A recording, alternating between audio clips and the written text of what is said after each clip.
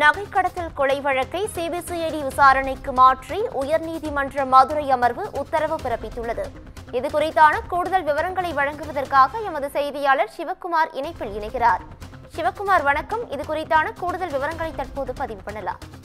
ராமநாதபுரம் நாகநாதபுரத்தை சார்ந்தவர் சீனி பாத்திமா. இவங்க மதுரை ஹைகோர்ட்ல மனு ஒன்று தாக்கல் செஞ்சிருக்காங்க. அதுல என்ன குறிப்பிட்டிருக்காங்கன்னா, அவருடைய மூத்த மகன் சையத் அப்துல்லாங்கிறவர் ராமநாதபுரத்துல செல்போன் மார்க்கெட்டிங் கடை நடத்தி வந்தாரு. அவர் வசிக்கும் பகுதியில் வசிச்சு வர்ற ஆஷிப், ஆனஸ், ஷாருக்கான், சிவபிரசாத் ஆகியோர் ஹவாலா பணம் கடத்தல் மற்றும் தங்கம் கடத்தல் செஞ்சுட்டு வர்றாங்க. இந்நிலையில கடந்த ஏப்ரல் 2023 அன்னைக்கு 5 கோடி ரூபாய் மதிப்பிலுள்ள தங்கம் கடத்தும் போது அவருடைய மகன் உள்ளிட்ட சிலர் சிக்கி உள்ளதாக சுங்கத்துறை அதிகாரிகள் கைது செய்யப்பட்டிருக்காங்க. அப்போ அங்கிருந்து கடத்தப்பட்ட தங்கத்தையும் அதிகாரிகள் கைப்பற்றியிருக்காங்க. இந்த கடத்தல் தொடர்பான வழக்கு ஏற்கனவே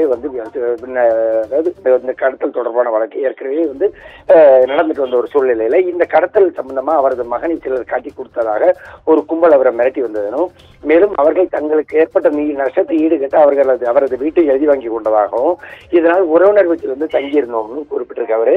இந்த நிலையில கடந்த மே மாதம் 16ஆம் தேதி சையத் அப்துல்லாவை சிலர் அழைத்து சென்றதாகவும், வீடு திரும்பாததால ராமநாதபுரம் கேணிக்கரை போலீஸ்ல புகார் தெரிவித்தோம்னு குறிப்பிட்டவங்க போலீசார் அவரது புகாரை ஏற்க மறுத்து விட்டதாகவும் பதில் தெரிவிச்சிருந்தாங்க. ஆனா இந்நிலையில மறுநாள் அவரது மகன் பல்வேறு காயங்களுடன் திருப்புலடி காவல் நிலையத்துக்கு உட்பட கடற்கரையில பிணமாக கிடந்தாரும். தொடர் கடத்தலில் ஈடுபட்ட கும்பல் அவரது மகனை கடத்தி கொலை செய்துள்ளது. இதற்கு போலீசாரும் உடந்தையாக இருந்துள்ளனரும்.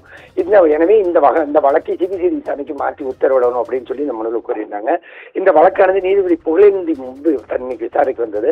அப்போ விசாரணை முடிவுல இந்த விவகாரத்தை பொறுத்தவரையில போலீசாரின் நடவடிக்கை அதிருப்தியை ஏற்படுத்தியுள்ளது அப்படின்னு சொல்லி குறிப்பிட்ட நீதிமன்றம், இதுவரை இந்த வழக்கில் முறையானபடி போலீசார் விசாரணை மேற்கொள்ள கொலை சம்பந்தமான போதிய ஆதாரங்களையும் திரட்டவில்லை. 6 கிலோ தங்கம், 30 லட்சம் ரூபாய் பணம் இந்த வழக்கிலிருந்து பறிமுதல் செய்யப்பட்டுள்ளது. கொலையான நபரிடமிருந்து குற்றவாளிகளுக்கு பணம் பரிமாற்றம் நடந்துள்ளது. அது சம்பந்தமான வங்கி ஆவணங்களையும் போலீசார் கைப்பற்றவில்லை. இந்த வழக்கை பொறுத்தவரை போலீசாரின் விசாரணை திருப்தி அளிக்கவில்லை என்று கூறி இந்த வழக்கை சிபிசிஐடி விசாரணைக்கு மாற்றி உத்தரவு பிறப்பிக்கப்படுகிறதுன்னு சொல்லி வழக்கை தற்போது முடிச்சு வச்சிருக்கிறாங்க. பவி,